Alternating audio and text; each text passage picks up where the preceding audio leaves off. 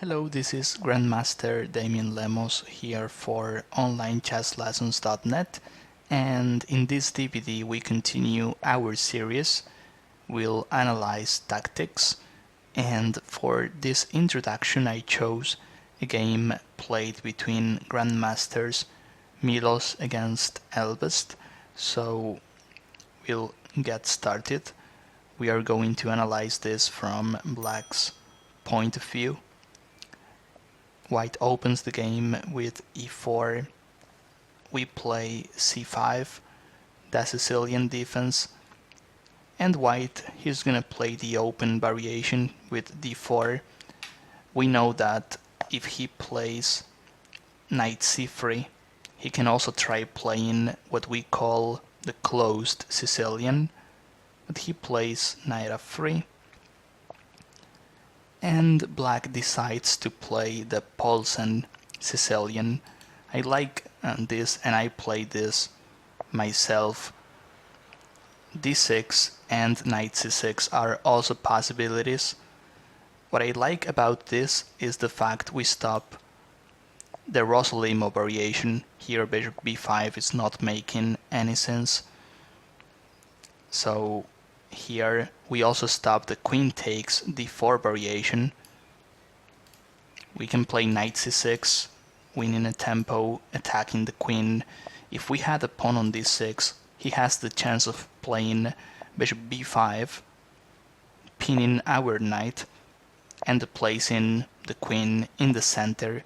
Here he's forced to move in the queen, and we win tempos. Knight takes d4 happens to be the only move. And as I was saying, this is what I like about the Positional Sicilian. We stop some lines, and this is quite flexible. After a6, we are playing the can variation, stopping knight b5. We are also stopping knight f5. We control key squares, and at some point we can try playing b5. If we don't play a6, if we play something like knight c6 plus queen c7, then we are playing the Taimanov variation. So here White plays bishop d3. And you're probably asking why bishop d3 and not knight c3. Knight c3 happens to be the natural move. However, we can try playing b5 and we are gonna win some tempos with b4. If he plays bishop d3, then b5 is weak, because he can play a4, creating weaknesses on the queen side. And if we play something like this, we are not winning a tempo because his knight is on b1. In fact, he can try something like this and we are full of holes on the queen side. So when he plays bishop d3, here Black has a lot of options. I like what Black played in this game, bishop c5, pushing the knight back from the center, and then we can play both bishop e7 and bishop a7. Personally, I play bishop e7, and then I try playing hedgehog style. I really like this setup for Black, because I know I'm flexible and I have every single piece on board. That means we are not getting drawing variations. I also like bishop a7. This is another possibility. We are putting some pressure on the king side, and White, he has to play something like queen e2 plus bishop e3 sooner or later. I mean, he has to get rid of our bishop on a7. if we look at this from that positional point of view, it is easy to realize bishop a7 is our strongest piece. So he plays knight c3, we play knight c6, and he castles. I think this is fine. Looks a bit scary to castle because we have the bishop on a7, but he can still play this. Honestly, I would play queen e2 first. The difference is I can play bishop e3 as white, but I'll have the chance of castling queenside. If I castle queenside, I'll also have the chance of doing a kingside attack later. If white castles short, he won't be able to attack on the kingside. It is going to be risky because his king is also there. Queen e2 was flexible. Here we keep on developing. I like this. And the knight goes to the center. You'll see some players playing d6 and maybe something like this. But we are wasting too many tempos. I don't see anything wrong with knight f6. He can't play e5, so king h1. And again, I think this is, this is not a mistake, but the plan is wrong. He has to play queen e2 and bishop e3. Because even if he manages to play f4, we have a powerful bishop, and we'll have some attacking chances on that diagonal. When I see this position, I think about a move like h5, trying to play something like knight e4, because I know that even if he plays h3, he's not gonna take, because we open the h file and we'll have mating chances. In the game, black plays d6. Well, this is a move we have to play in Sicilian. He's gonna try playing e5 at some point, so we have to be overprotected. Here he plays queen e2. He can also try playing f4, and here we have the tactic I just said. We can try something like this, and here, for instance, if he plays a random move, apart from queen h4, we can just take on h2, and we mate him. You can see we have a lot of standard ideas in this position, especially because we have bishop a7 in. So here, well, he has to play queen e2, knight e4, queen e1 happens to be the only move, and I think we have an advantage already. He cannot play bishop e3 anymore, and even if he plays h3, he can't take the knight. So he'll have some trouble finishing his development. So instead of this f4, white plays queen e2 and b5. It is nice to see that black, he's not castling yet. He's been flexible with his king in the center, and this is something we won't see often in Sicilian. Usually we have to castle, and I think he's not castling yet because he wants to try something like this. We can also consider h5 right here. I guess he's not playing this yet because a move like this would be annoying, pinning the knight and also controlling the h4 square. I like b5. The bishop belongs to this diagonal, and maybe a move like b4 is going to be useful later, because we push the knight back from the center. And here he plays bishop e5. Well, I said this move was annoying, and I think that goes if we play h5, since we still have the pawn on h7. I don't think this is a good move.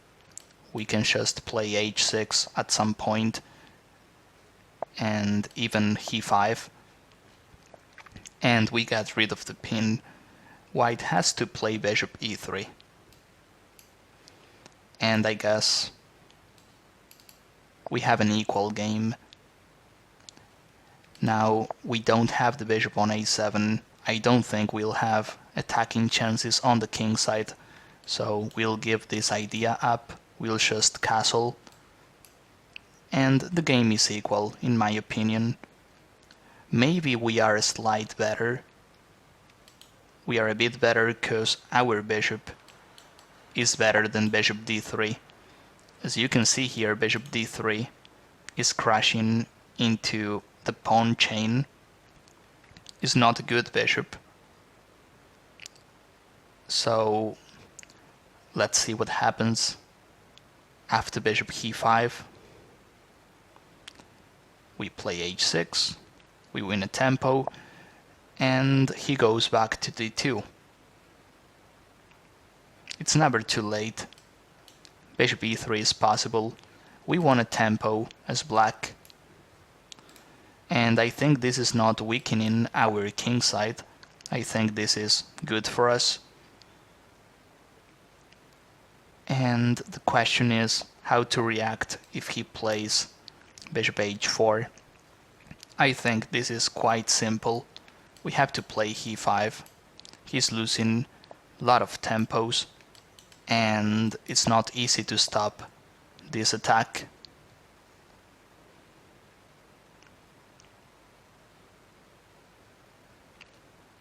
So he plays bishop d2. As I said, probably bishop e3, and we still have an equal game. I guess White realized it. He's losing his opening advantage, and that is why he played bishop d2. He doesn't want to trade pieces off. He is still trying to play something like this. So bishop b7, logical move, f4, and okay, he's playing e5 next, pushing our knight back from the center, from defense too. The first move I look at here is queen c7, because that stops e5, but I also see he's gonna play this, and then he's playing e5 next. And what I don't like about queen c7 is the fact my queen is far away from h4. If I want to play the h5 knight e4 idea, I need my queen on d8. So we see here black plays h5. There's no bishop e5, so this makes a lot of sense. And even if he plays e5, now we have a strong square for our knight. For instance here, I don't like this for white. This is too weak, not to mention all the ideas we have on the king side. This looks too dangerous for white. And despite having my king in the center, I don't see any trick for white. Maybe he should have something on f7, but I don't see it. We are well protected. So yeah, e5 has some drawbacks too. It also opens our diagonal. White realized that, and now he plays bishop e3. If we take on e3, then I think we get an equal game despite playing h5. I mean, we can still play it like this. And maybe in some variations we can also consider castling short. As we always tell, material is not as important as the initiative, and here he's losing some tempos. He's playing bishop e3 now, and he had the chance 3 times before. I mean, we have to take the initiative. He's defending at the moment, so we play b4. And I like this move, because if he plays knight a4, the knight is in the corner, it is not well placed, and we can start placing our pawns on dark squares. By doing this, we make sure his bishop d3 is not good at all. And if he plays knight d1, well, the knight is better on d1, but he is still far away from the center. We see e4 is not well protected now. And we continue advancing, creating threats. If we have the chance of playing something like h3, that would be awesome, because he'll have to move his e2 pawn, and then the b7 h1 diagonal is quite weak. And I also see, you can probably see this too, we have some ideas like knight h5 followed by knight e3. By playing that, we open the h-file and we are probably mating him. I'll just show you an example. Of course, this is too weak. We can try playing something like this with check. This is only move, otherwise he loses the queen, and then we have the famous or the standard mating figure. Absolutely winning for black. And this is what I like about this Sicilian. All these ideas are well known. White plays knight f2. I like it. Stopping h3. However, we can consider this move, because even if he takes in some variations, I mean, he's at risk, he cannot move the knight, we can consider sacrificing. Maybe this is not the right moment to do so, but the idea is there. We take, and then we play queen c7. Now we have to play this. There's no queen h4, and we have to stop this move. I think queen c7 is also a flexible move, because if we have to, we are gonna castle queenside. The queenside is pretty closed at the moment, and if we want to attack on the king side, we'll probably have to castle.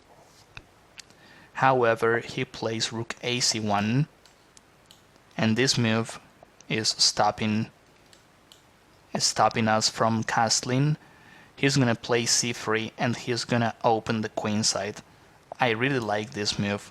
At first sight it looks useless, but it is a good move, and it is much better than playing the rook to e1, because then we play e5 and his rook is useless here. So is his bishop on d3. When he plays rook c1, he's gonna activate the rook one way or the other.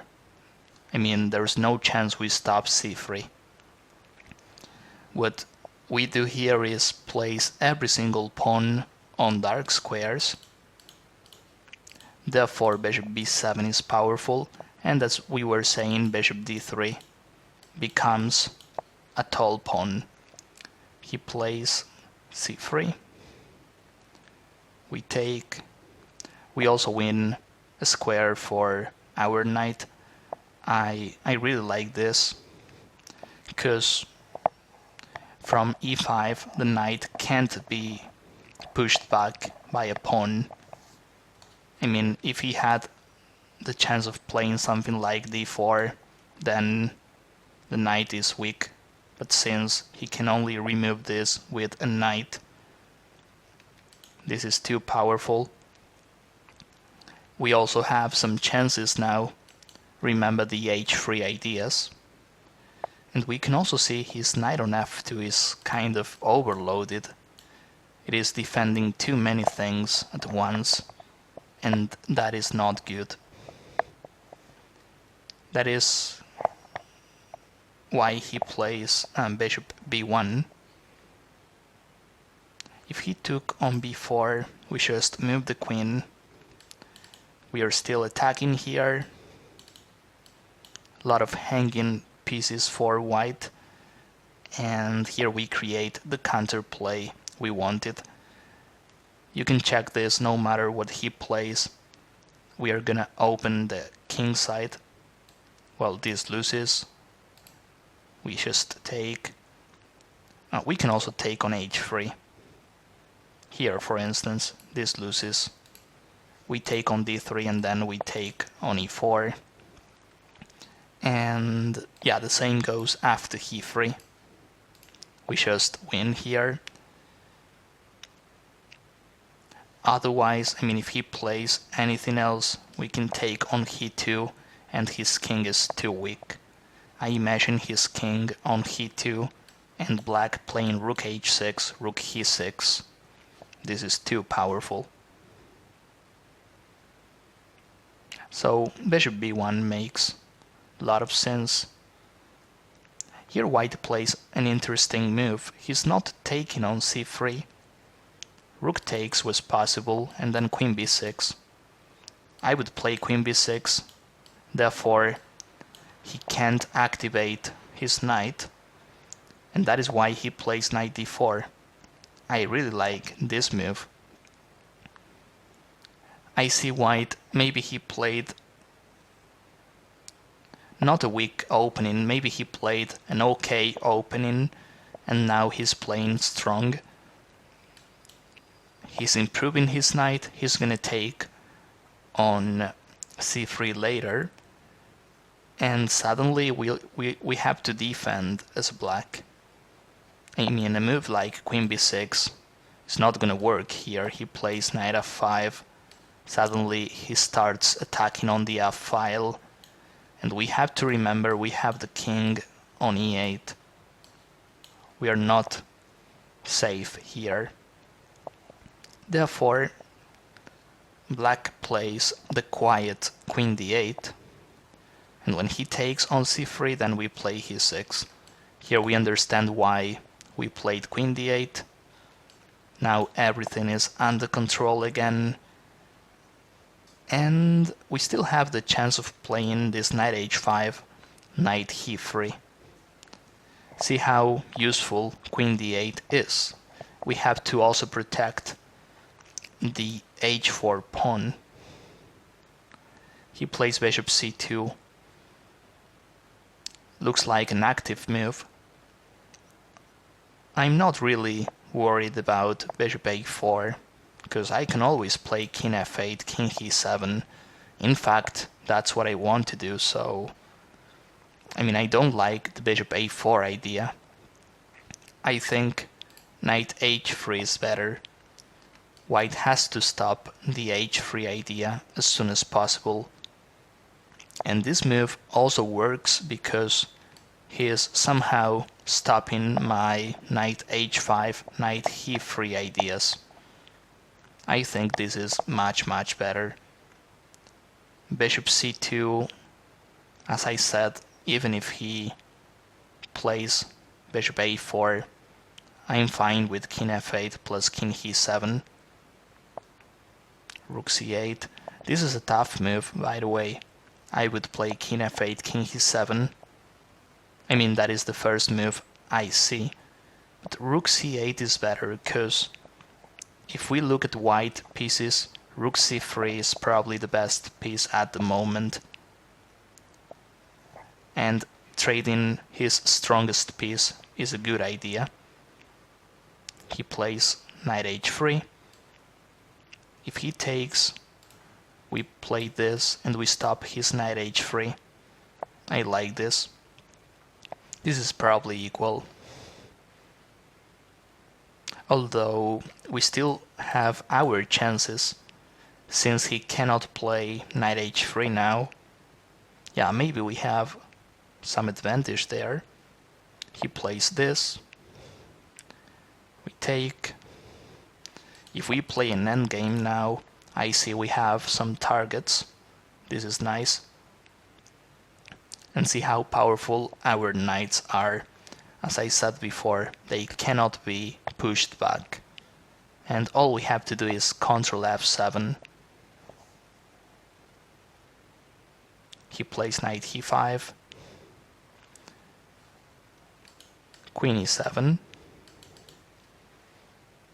And unless he plays an active move, next move should be rook h5, and he has to move the knight back to f3 or h3. He plays bishop b3. He continues with strong moves or active moves, and here we have the key position in this game. He's attacking on f7, and we don't have many ways of defending. If we play something like this, then we are creating too many weaknesses. He's gonna play knight e6, and I guess we are probably dead from that positional point of view. And if we play rook f8, this is just losing a pawn. And now we won't have the h-file ideas. So we have to think, is defending on f7 necessary, or we can just play something else? When we face a threat, sometimes we have to reply with another threat. And this is what black does here. He plays h3. Taking on f7 was not a threat. For instance, if he plays this, here we'll have a lot of counterplay. He's just attacking the rook, and if we play something like this, he's gonna lose material. If he takes with the bishop, he's offering one of his best pieces. Nobody likes offering a bishop when we have an open position like this. Not to mention, we'll get a lot of material back here by playing this. And when he plays king e3, and he has this double threat, we have this amazing move. We still have the right to castle. And, well, maybe this endgame.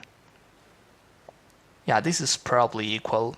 Given the chance, I would take black, because I still have the bishop, but I don't see any advantage for white.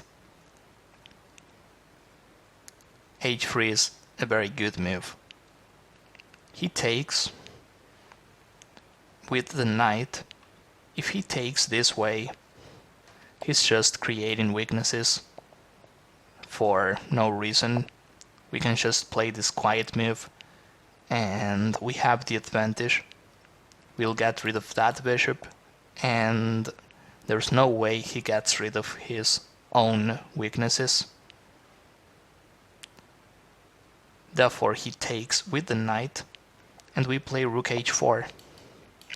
What we got here is a center pawn, and we lose a side pawn. That is much better for us. Center pawns are always better.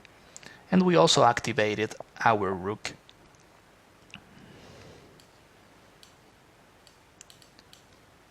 The good thing is we didn't lose our attacking chances. So he plays knight e5. I understand this move as an aggressive move, but after thinking, I realize he just wants to play knight f3. He has to block this diagonal somehow, and we play rook e4.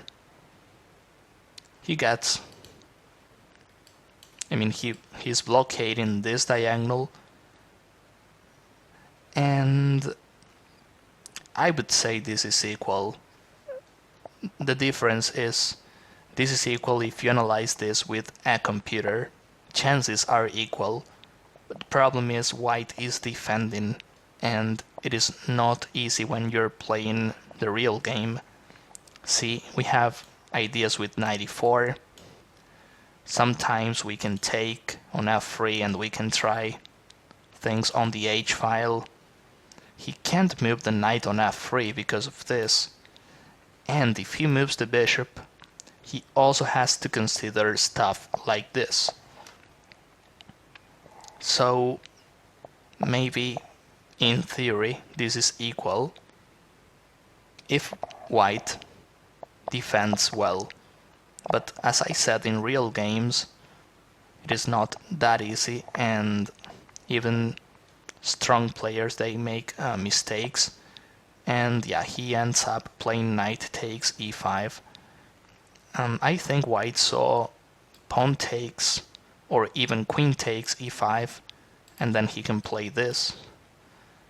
But after this, we can also consider stuff like rook takes e2, for instance. But black found a much better move. See, we can just take his bishop first.